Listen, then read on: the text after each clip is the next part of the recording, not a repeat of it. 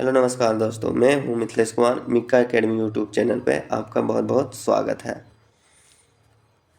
CTET, JTET and all other state exam important topic, सामाजिक अध्ययन, polity, NCERT class 6 topic आज हम लोग अध्ययन करने वाले हैं। पंचायती राज, गांव प्रशासन, नगर प्रशासन। बता दें दोस्तों, यह तीनों टॉपिक अलग अलग चैप्टर से हैं, जो कि 5 चैप्टर में पढ़ना है। पंचायती राज के बारे में, और गांव प्रशासन जो कि चैप्टर 6 में पढ़ना है, नगर प्रशासन जो कि चैप्टर 7 में पढ़ना है। मैंने ऐसा इसलिए अध्ययन के लिए चुना क्योंकि यह तीनों टॉपिक एक दूसरे से कोरिलेट है। और बता दें दोस्तों, अधिगम के लिए मिक्का एकेडमी यूट्यूब चैनल को आप लोग सब्सक्राइब कर सकते हैं। नेक्स्ट हम लोग अध्ययन की ओर बढ़ते हैं दोस्तों। यूनिट 3, इसमें हम लोग अध्याय 5 पंचायती राज, अध्याय 6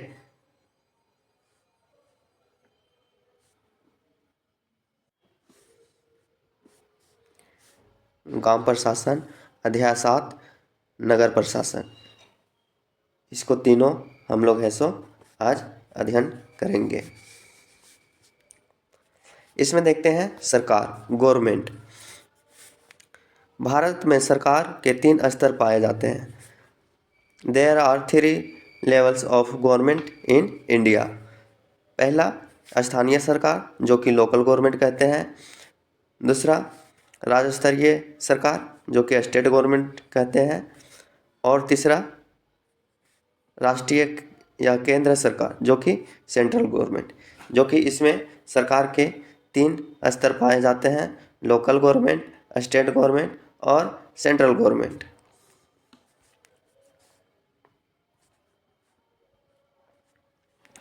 स्थानीय सरकार, लोकल गवर्नमेंट के बारे में देखते हैं दोस्तों।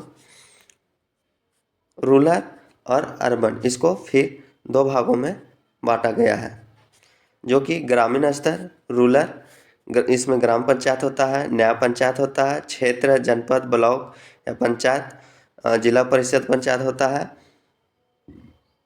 शहरी स्तर में देखते हैं, अर्बन एरिया में नगर पंचायत, नगर पालिका परिषद जो म्यूनसिपल कॉरपोरेशन के नाम से हम लोग जानते हैं, ज़्यादा इंग्लिश वर्ड फेमस है दोस्तों। तीसरा नगर निगम, म्यूनसिपल कॉरपोरेशन। इसमें देखते हैं हम लोग ग्राम पंचायत या विलेज पंचायत के बारे में। ग्रामीण क्षेत्र में ग्राम पंचायत लोकतांत्रिक सरकार का पहला स्तर है। बता दें दोस्तों, जो कि ग्रामीण क्षेत्र है में है सो ग्राम पंचायत है सो लोकतांत्रिक सरकार का क्या है, पहला स्तर माना जाता है। नेक्स्ट बिंदु में देखते हैं दोस्तों, पॉइंट में, भारत में लगभग 6.5 लाख गांव, चूँकि प्रत्येक गांव में चुनाव करा पाना संभव नहीं है, इसलिए कई गांवों को मिलाकर जनसंख्या पर निर्भर ग्राम पंचायत का गठन किया जाता है। इसमें बता दें दोस्तों, भारत में लगभग 6.5 लाख गांव है, चूँकि प्रत्येक गांव में चुनाव कराना है सो करा पाना असंभव है, तो है सो इसलिए ऐसे गाँवों को मिलाकर जनसंख्या पर ग्राम पंचायत का गठन किया जाता है।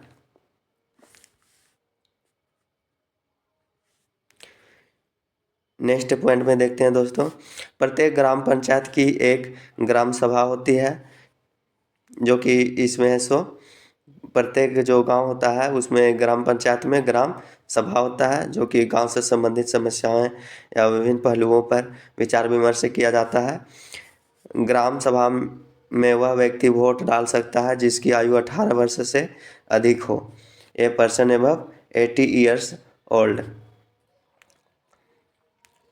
नेक्स्ट पॉइंट देखते हैं दोस्तों, गांव की 2 ग्राम सभा भी हो सकती है, जो कि है सो उस गांव के पॉपुलेशन पर निर्धारित करती है। नेक्स्ट पॉइंट हम लोग देखते हैं दोस्तों, ग्राम पंचायत क्षेत्र को कई वार्डों या छोटे क्षेत्रों में बांटा जा सकता है, जो कि अक्सर हम लोग गाँव में देखते हैं, ward number 1, ward number 2। Next हम लोग पॉइंट देखते हैं दोस्तों, प्रत्येक वार्ड से एक प्रतिनिधि चुना जाता है, जो वार्ड पंच के नाम से जाना जाता है, जो कि सभी वार्डों को, जैसे मान लिया जाए कि ward number 1, ward number 2, ward number 3, इसी तरह से 10 या 12 वार्ड है किसी ग्राम में, तो इन सभी एक है सो क्या चुनते हैं, प्रतिनिधित्व का चुनाव करते हैं, जो कि वार्ड पंचायत पंच के नाम से जाना जाता है। सिलेक्टेड ऑफ वार्ड पंचायत या वार्ड पंच। नेक्स्ट हम लोग देखते हैं दोस्तों, नेक्स्ट पॉइंट में दिया हुआ है, प्रत्येक पंचायत क्षेत्र में जनता द्वारा एक सरपंच, मुखिया, प्रधान को चुना जाता है, जिसका कार्यकाल 5 वर्ष के लिए होता है। बता दें दोस्तों, सरपंच, मुखिया, प्रधान को चुना जाता है और जो सिलेक्टेड होते हैं उसका कार्यकाल है सो 5 वर्षों के लिए ही होता है मात्र। Which term is 5 years। किसका सरपंच, मुखिया, प्रधान, etc। नेक्स्ट पॉइंट देखते हैं, वार्ड पंच और प्रधान सरपंच मिलकर ग्राम पंचायत का निर्माण करते हैं। Ward panch and pradhan sarpanch together consist the gram panchayat. Next point देखते हैं दोस्तों, ग्राम पंचायत का एक सचिव होता है जिसका चुनाव नहीं होता है, बल्कि यह सरकार द्वारा नियुक्त किया जाता है। सचिव का काम ग्राम पंचायत की बैठक बुलाना तथा चर्चा परिचर्चा का रिकॉर्ड रखना होता है। नेक्स्ट पॉइंट देखते हैं दोस्तों, ग्राम पंचायत अपने क्षेत्र का विकास करती है और फंड जो होता है उसे सरकार द्वारा प्राप्त होता है। यह अपने क्षेत्र में सरकारी योजना को लागू करती है। योजना को लागू करना ग्राम पंचायत का ही काम होता है। नेक्स्ट हम लोग देखते हैं, पंचायत क्षेत्र में उल्लेखनीय काम करने के लिए निर्मल ग्राम पुरस्कार दिया जाता है, और जो अच्छा काम उल्लेखनीय करता है उसे है सो निर्मल ग्राम पुरस्कार दिया जाता है। यह एग्जाम की दृष्टि से इम्पोर्टेंट टर्म है। नेक्स्ट हम लोग देखते हैं दोस्तों, ग्राम पंचायत की आमदनी के स्रोत। इसमें देखेंगे घरों एवं बाजार पर लगाए जाने वाले कर से मिलने वाली राशि, जो कि इसमें बताया गया है दोस्तों। ग्राम पंचायत की आमदनी कहाँ से होती है, तो घरों बाज़ारों में लगाए जाने वाले जो कर होते हैं उससे कर वसूला जाता है, तो इससे है सो आमदनी होती है। Tax on house and market. Next देखते हैं, सरकारी अनुदान द्वारा है सो इसको गवर्नमेंट ग्रांट्स फंड द्वारा आता है।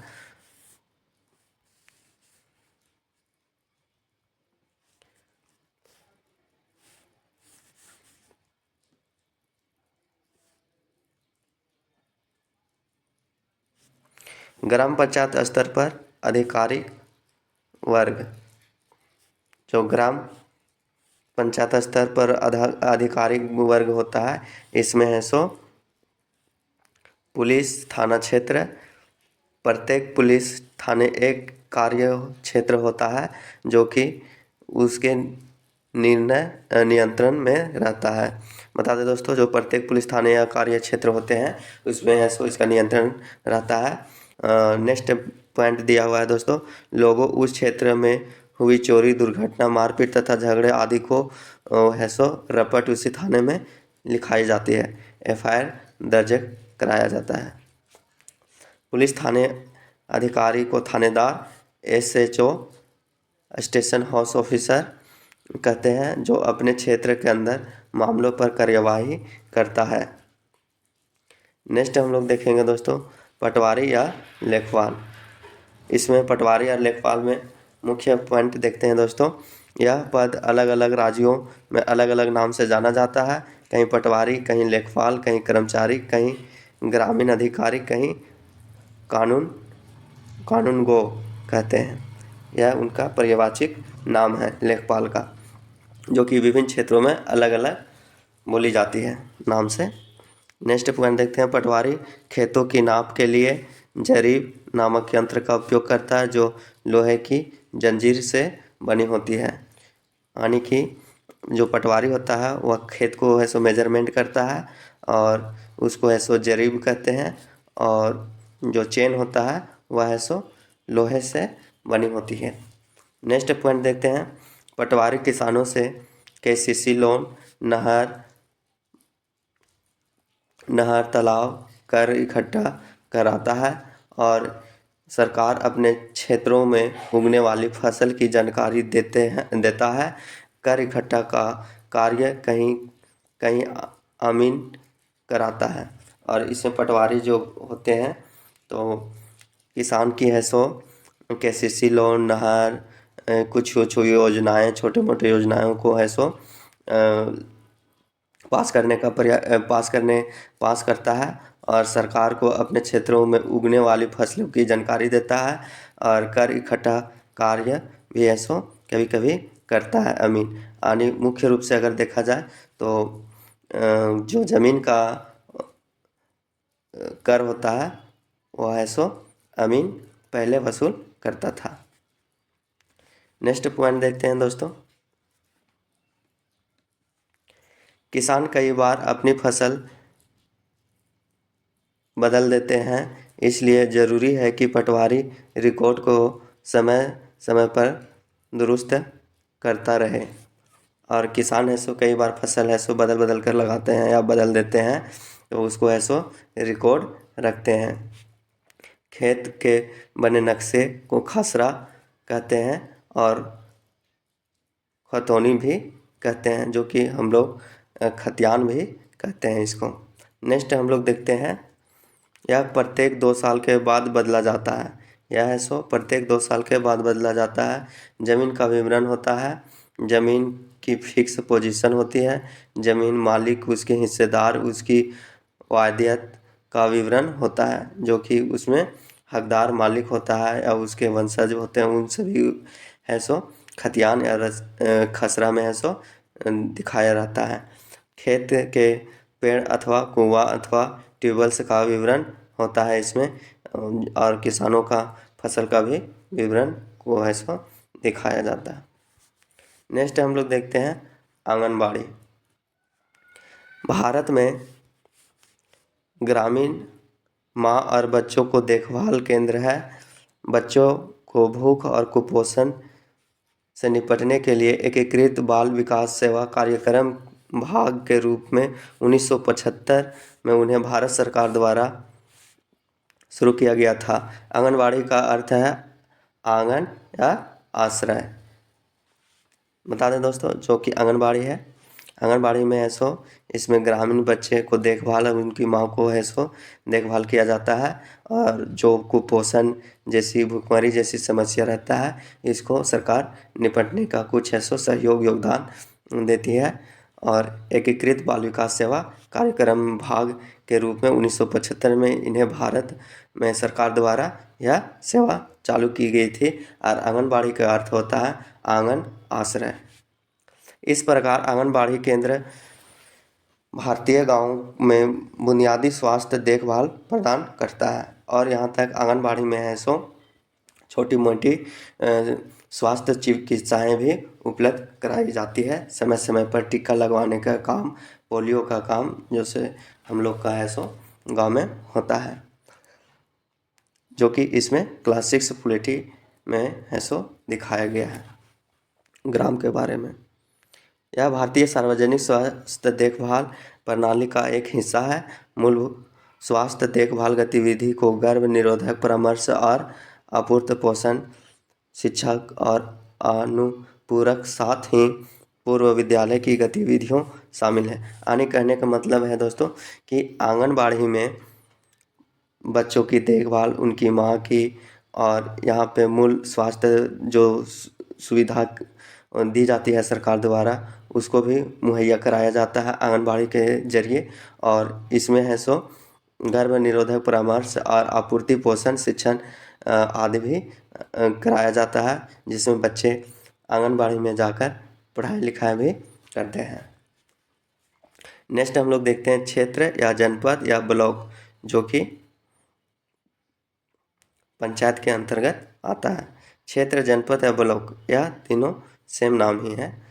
इसका हम कुछ ऐसे महत्वपूर्ण बिंदु देखते हैं दोस्तों।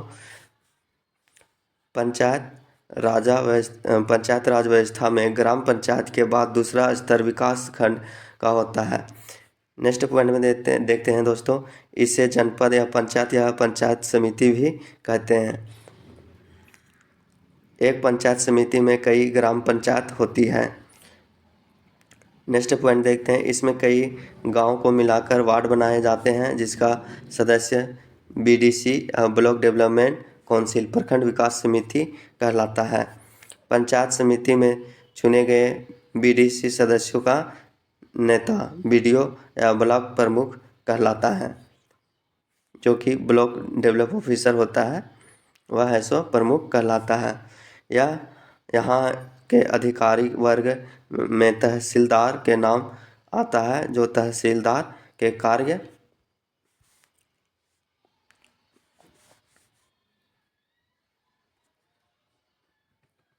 जो कि तहसीलदार का कार्य निष्पादन करता है। नेक्स्ट पॉइंट देखते हैं दोस्तों, यह पटवारियों का कामकाज को भी देखरेख करता है।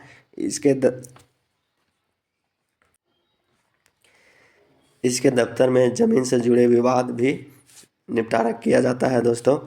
नेक्स्ट देखते हैं दोस्तों, विद्यार्थियों को जाति प्रमाण पत्र जारी करना, जातीय आवासीय आय, ये सभी संबंधित है सो कामकाज होता है। तहसील को यह सुनिश्चित करना होता है कि किसानों को अनेक नक्शे मुफ्त मिल सके। यह किसानों का कानूनी अधिकार है। नेक्स्ट हम लोग देखते हैं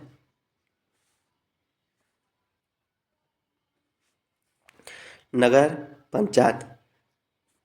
नगर पंचायत भारत में ऐसी प्रशासनिक बस्ती को कहते हैं जो गांव में बड़ी हो, लेकिन अगर नगर के दर्जे तक नहीं पहुंची हो तो 10 से 20 हज़ार के बीच जनसंख्या आनी। कहने का मतलब, अगर गांव है, नगर पंचायत है, तो उसकी संख्या कितनी है होनी चाहिए, होती है 10,000 से 20,000 के लोग निवास करते हैं। इसमें प्रायः एक अध्यक्ष व कुछ सदस्य शामिल होता है। सदस्यों व अध्यक्ष का निर्वाचन जनता द्वारा प्रत्यक्ष रूप से कर लिया जाता है। कई जगहों पर परिवर्तित क्षेत्र, गांव या शहर भी इसको कहते हैं। नगर पंचायत में सर्वोच्च चुनाव नगर पंचायत अध्यक्ष होता है। इसमें दिया हुआ है कुछ हिंदू अधिनियम कानून 2005 में। जब हम उन किसानों के बारे में सोचते हैं जो कि इसमें है सो कानून के बारे में दिया हुआ दोस्तों, जो कि है सो इसमें जिनके पास ज़मीन है, तो आमतौर पर हमारे ध्यान में पुरुष होते हैं। महिलाओं की हैसियत खेतों के काम में एक मददगार भर भी मानी जाती है। उसके बारे में ज़मीन के मालिक के रूप में भी कभी नहीं सोचा जाता। अभी तक कई राज्यों में हिंदू औरतों और परिवारों की ज़मीन में भी नहीं हिस्सा मिलता था। पिता की मृत्यु के बाद ज़मीन बेटों में बांटा जाता था। हाल ही में यह कानून बदला गया है। नए कानून के मुताबिक हिंदू परिवार में बेटियों और उनकी मां के ज़मीन में बराबर हिस्सा मिलता है। यह कानून सभी राज्यों और केंद्र शासित प्रदेशों में भी लागू है। इसमें दिया गया है दोस्तों कि यह कानून पास किया गया है, हिंदू अधिनियम 2005 जो धारा है, धारा 2005, इसमें कानून पास किया गया है, जो कि पहले है सो इसमें है सो ज़मीन का हिस्सा है सो नहीं मिलता था। तो इसमें अगर मुख्य रूप से कहा जाए कि वैसे व्यक्ति जो कि पुरुषों को इसमें अधिकार ज़्यादा था, और जब है सो उसकी मृत्यु हो जाते थे तो बेटा जो होता था उसको है सो जो उसके बेटा होता है, यानी कहने का मतलब कि अगर एक व्यक्ति को शादी किया है, दो उसकी पत्नी है, और अगर है सो इसमें मान लीजिए 2 बेटे हैं और इसमें एक बेटा है, तो अगर जो ज़मीन के मालिक जिसका नाम से रजिस्ट्री होता था तो वो है सो किसी एक के नाम से कर देता था। लेकिन इस कानून के तहत है सो जो 2005 में किया गया, इसमें है सो अगर बेटा है तो बेटा को माँ के अनुसार है सो मिलेगा ज़मीन का बंटवारा, और उसमें जितना बेटा का अधिकार है, अगर एक बेटी है तो उसका भी है सो अधिकार इसमें दिया गया है। नेक्स्ट हम लोग देखते हैं जिला परिषद पंचायत।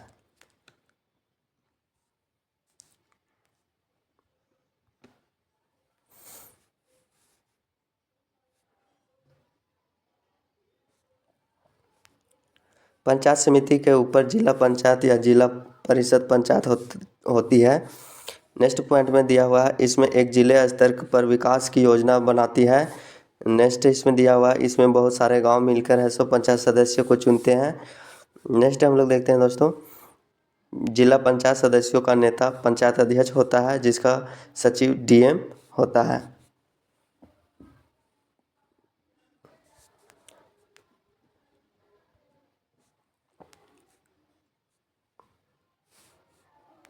नगर पालिका परिषद म्युनिसिपल काउंसिल के बारे में इसमें देखते हैं दोस्तों।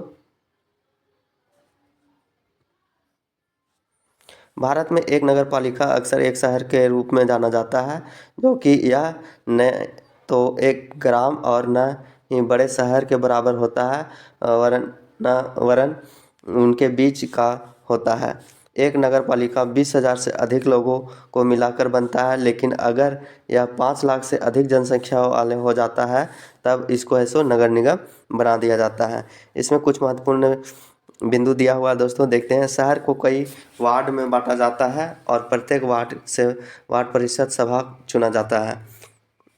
नेक्स्ट देखते हैं, एक नगर पालिका में प्रायः सभी पार्षद या सभासद में से एक अध्यक्ष चुना होता है। कई जगह अध्यक्ष का चुनाव सीधे जनता से भी कराई जाती है। नेक्स्ट हम लोग देखते हैं, अध्यक्ष हिंदी शब्द जबकि इसे अंग्रेजी में चेयरमैन कहते हैं। नेक्स्ट हम लोग देखते हैं दोस्तों, पार्षद एवं अध्यक्ष मिलकर नगर पालिका परिषद का गठन करते हैं। नेक्स्ट में दिया हुआ अधिशासी अधिकारी एग्जीक्यूटिव ऑफिसर, जो सरकार के प्रतिनिधि के रूप कार्य करता है। नेक्स्ट हम लोग देखते हैं, नगर पालिका में जनता द्वारा चुने गए प्रतिनिधि तथा सरकार द्वारा नियुक्त कर्मचारी होते हैं। नेक्स्ट में दिया हुआ है, पार्षद या सभासद की समिति निर्णय लेने का कार्य करती है और उसको लागू करने की जिम्मेवारी सरकारी कर्मचारी पर होती है।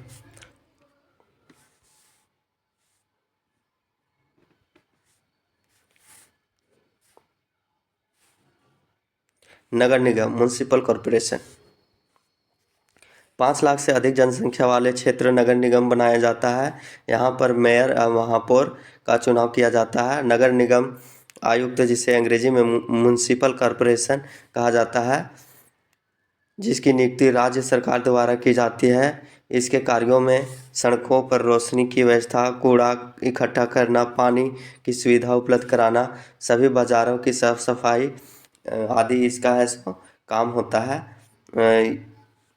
इन सभी सुविधाओं को मुहैया कराना इनका उत्तरदायित्व होता है। नेक्स्ट हम लोग देखते हैं दोस्तों, इकाई 4।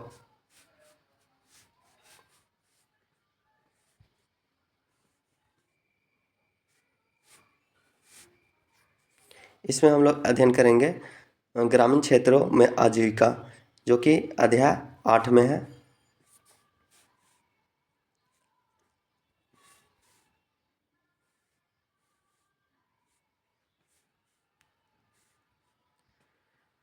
इसमें अध्ययन से पहले कुछ चित्र दिखाया गया है, जो कि इसमें सो फसल के काम हो रहा है, बाजार के काम दिखाया गया है।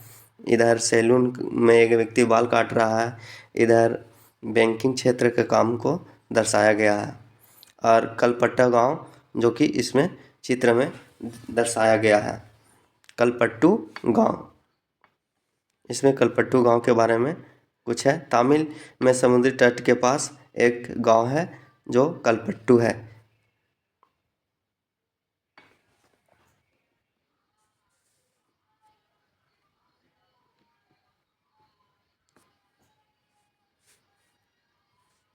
ग्रामीण क्षेत्र में जीविका, जैसे यहाँ पे चित्र में दिया हुआ है, नारियल की खेती किया जा रहा है, साइकिल लोग चलाते हैं, नहर वगैरह यहाँ पे है, नदी है, इन सभी है, इस पर है सो इन लोग का जीविका निर्भर रहता है। नेक्स्ट हम लोग देखते हैं कर्ज लेने पर। जैसा कि आपने ऊपर पढ़ा, कई बार शेखर जैसे किसान ज़रूरी चीज़ों खरीदने के लिए पैसा कर्ज लेता है। अक्सर ये पैसा बीज, खाद, कीटनाशक खरीदने के लिए साहूकार से कर्ज लिया जाता है। जो कि इसमें बता दिया है दोस्तों कि एनसीईआरटी किताब में दिया हुआ है कि शेखर है सो एक शेखर जैसे किसान है सो अक्सर क्या है कि पैसा है सो कर्जे पर लेता है, और यह है सो बीज, खाद, कीटनाशक जैसे संबंधी इसको है सो ज़रूरी रहता है, और पैसा नहीं रहता है तो वह है सो इस सभी चीज़ों को खरीदने के लिए साहूकार से कर्ज लेता है। रामलिंगम और करुथम्मा, इसमें देखते हैं जमीन के अलावा रामलिंगम के परिवार के पास एक चावल की मिल है, और बीज व कीटनाशक बेचने के लिए एक दुकान। चावल की मिल में उन्होंने कुछ अपना पैसा लगाया, थोड़ा सरकार बैंक से कर्ज लिया था। वे कलपट्टू और आसपास के गांवों से ही धन खरीदते हैं। इसमें चित्र में दिया हुआ है जो कि धान की रोपाई किया गया है। रामलिंगम की 20 एकड़ जमीन के एक हिस्से पर रोपाई की गई धान की फसल तुलसी जैसे खेतिहर मजदूर की कड़ी मेहनत का एक नतीजा है, जो कि इस चित्र में दिखाया गया है।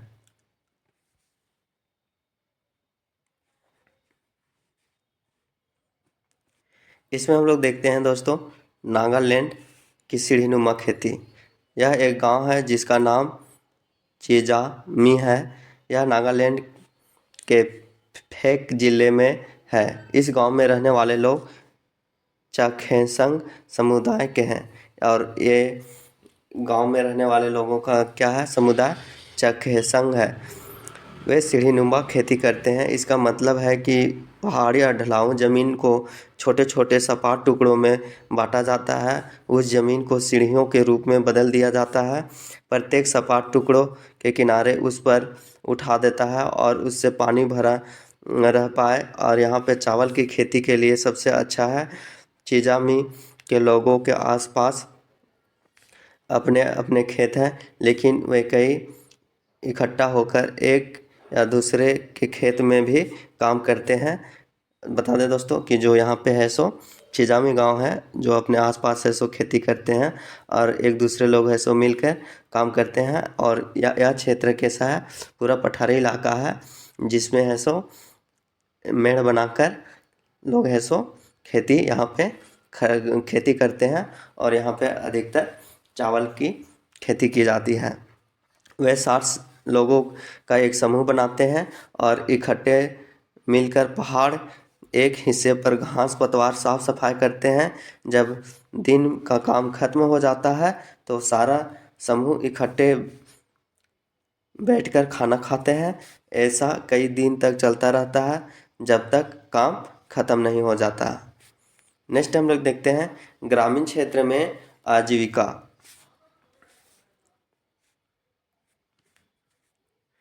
यहाँ के लोग मछली पालकर अपनी आजीविका चलाते हैं। उनके घर समुद्र के पास होता है और वहाँ चारों ओर जाल और कटमरेन मछुआरे की खास तरह की छोटी नाव होती है की पंक्ति दिखाई देती है, जो कि इस चित्र में दिखाया गया है। इसमें हम देखते हैं कुछ शहरी जीविका के बारे में। भारत में 5000 से ज़्यादा शहर हैं और 27 महानगर है। चेन्नई, मुंबई, दिल्ली, कोलकाता जैसे प्रत्येक महानगर में 10 लाख से भी ज़्यादा लोग रहते हैं और काम करते हैं। कहते हैं कि शहर में ज़िंदगी कभी रुकती नहीं। चलिए एक शहर में जाकर देखें कि वहाँ लोगों क्या काम करते हैं, क्या वे नौकरी करते हैं या अपने रोज़गार में लगे हैं। वे अपने जीवन कैसे चलाते हैं? क्या रोजगार और कमाई के मौका समान रूप से भी मिलता है कि नहीं? जो कि इसमें शहरी क्षेत्र की जीविका के बारे में बताया गया है दोस्तों। कुछ यहाँ पे सवाल किया जा रहा है कि क्या वे नौकरी करते हैं, क्या वे रोजगार में लगे हैं, क्या वह अपना जीविका कैसे चलाते हैं, क्या रोजगार में कमाई का मौका समान रूप से मिलता है कि नहीं। बच्चू मांझी एक रिक्शा वाला है, मैं बिहार के एक गांव से आया है, जो कि इस चित्र में दिखाया गया है। बच्चू मांझी एक रिक्शा वाला है जो कि बिहार गांव से आया है। जहां मैं मिस्त्री का काम करता था। मेरी बीवी और 3 बच्चे हैं। इसका है सो एक बीवी और 3 बच्चे हैं। गांव में ही रहते हैं। हमारे आसपास ज़मीन नहीं है। गांव में मिस्त्रीगिरी का काम लगातार नहीं मिलता था, तो जो कमाई होती थी वह परिवार के लोगों के लिए पूरी नहीं हो पाती थी, और जो ये कमाता था वह है सो उससे भरपाई घर का नहीं हो पाता था, खर्चा नहीं निकल पाता था। जब मैं शहर पहुंचा तो मैंने यह पुराना रिक्शा खरीदा, इस पैसा किस्तों में चुकाया। ये बता रहा है जो बच्चू मांझी है कि मैं एक बिहार गांव के रहने वाला हूं और मिस्त्री का ये काम करता था, जो कि है सो गांव में लगातार काम नहीं मिलने के कारण वह अपना घर का खर्चा नहीं चला पाता था। तो इसलिए वह है सो शहर की ओर निकला और एक रिक्शा खरीदा, जो कि किस्ती पर खरीदा। और जब वह शहर पहुंचा तो है सो पुराना रिक्शा खरीदता है, जो कि किस्ती में उसका है सो किस्त में पैसा को अदा करता है। नेक्स्ट हम लोग देखते हैं बच्चू मांझी के बारे में। बच्चू मांझी किस बच्चू मांझी किस तरह से शहर में कई सारे लोग सड़कों पर काम करते हैं, वे चीज़ें बेचते हैं, उनकी मरम्मत करते हैं, कोई सेवा देते हैं, वे स्वरोजगार में लगे हैं। उनको कोई दूसरा व्यक्ति रोजगार नहीं देता है, इसलिए उन्हें अपना काम खुद ही संभालना पड़ता है। वे खुद योजना बनाते हैं कि कितना माल खरीदें और कहाँ व कैसे अपनी दुकान लगाएं। उनकी दुकान अस्थायी होती है। अभी अभी तो टूटे फूटे गत्ते के डिब्बों या बक्सों पर कागज़ फैलाकर दुकान बन जाती है, या खंभों पर तिरपाल या प्लास्टिक चढ़ा लेते हैं। वे अपने ठेले या सड़क के पटरी या प्लास्टिक बिछाकर भी काम चलाते हैं। उनको पुलिस कभी कभी अपनी दुकान हटाने को कह देती है। उनके पास कोई सुरक्षा नहीं होती है। यह एक जो बच्चू मांझी है, इसकी कहानी को है सो मार्मिकता को दर्शाया गया है इसमें, ताकि ग्रामीण और शहरी इलाके में है सो क्या समस्या झेलनी पड़ती है इसको दर्शाया गया है।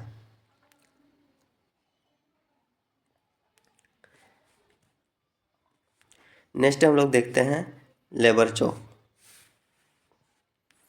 लेबर चौक पर दिहाड़ी मजदूर अपने औजारों के साथ बैठकर लोगों का इंतज़ार करते हैं, जैसे यहाँ पे चित्र में दर्शाया गया है दोस्तों, जो कि है सो लेबर चौक है। और यहाँ पे वैसे लोग हैं जो कि काम के तलाश में बैठे हुए हैं, और कोई व्यक्ति आता है, इसको बोलता है कि ये काम हमको हमारे यहाँ करना है, तो जिसके अनुसार काम होता है वो काम करने के लिए सो चले जाते हैं, और वो व्यक्ति भी है सो ले जाता है। इसके बदले में, काम के बदले में कुछ पैसा देता है, और इन लोग है सो अपना जीविका चलाते हैं। ग्रामीण क्षेत्र में आजीविका, इसमें देखेंगे दोस्तों ग्रामीण क्षेत्र में आजीविका के बारे में। लेबर चौक पर जो मजदूर रहते हैं उनमें ज़्यादातर अपने रहने के लिए अस्थायी व्यवस्था नहीं कर पाते हैं, इसलिए वे चौक के पास फुटपाथ पर सोते हैं या फिर पास के रात्रि विश्राम गृह रैन बसेरा में रहते हैं। बता दें दोस्तों कि जिनके पास है सो वैसे लोग लेबर चौक में रहते थे, जिनके पास अपने रहने की व्यवस्था नहीं रहती थी, तो उन लोग चौक पर या फुटपाथ पर ही सो जाते थे और अपना जीवन व्यतीत करते थे। जिसके पास पैसा रहता था तो है सो विश्राम गृह स्थल या वहाँ पे विश्राम करने की होती है शहर में, तो वैसे स्थान पर इन लोग ऐसा रुकते हैं। इसे नगर निगम चलाता है और 6 रुपया एक बिस्तर के प्रति किराया देना पड़ता है। सामान की सुरक्षा को इंतजाम न रहने के कारण वहाँ पे चाय या पान बीड़ी वालों की दुकानों को बैंक के रूप में इस्तेमाल करते हैं। और जो यहाँ पे नगर निगम के द्वारा जो आश्रम चलाया जाता है वहाँ पे सुरक्षा का कोई सुविधा नहीं होता है, तो इन लोग ऐसे सुरक्षा के तौर पर चाय दुकान बीड़ी पान वाले दुकान के को है सो इस्तेमाल करते हैं। पास वे है सो पैसा है सो जमा करते हैं, रखने के लिए देते हैं और उनके पास उधार भी लेते हैं। वे अपने औजार को रात में उनके पास हिफाजत के लिए छोड़ देते हैं और दुकान मजदूरों के सामान की सुरक्षा के साथ ज़रूरत पड़ने पर उनको कर्ज भी देते हैं। यह है सो ग्रामीण क्षेत्र जो कि ग्रामीण क्षेत्र के आजीविका के बारे में बताया गया है इसमें। तो ऐसा है सो इन लोग अपना जीविका चलाते हैं।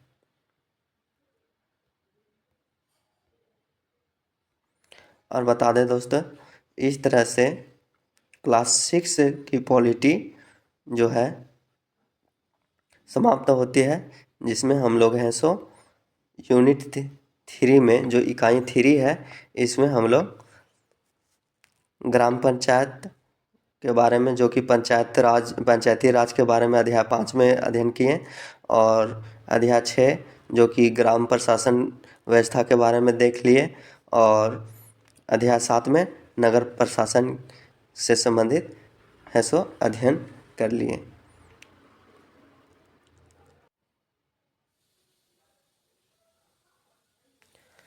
और बता दें दोस्तों, अगर वीडियो अच्छा लगा होगा थोड़ा सा भी तो तहे दिल से मिक्का एकेडमी यूट्यूब चैनल को आप लोग सब्सक्राइब कर सकते हैं, लाइक कर सकते हैं, शेयर अपने दोस्तों के साथ भी कर सकते हैं। वीडियो देखने के लिए बहुत बहुत धन्यवाद दोस्तों।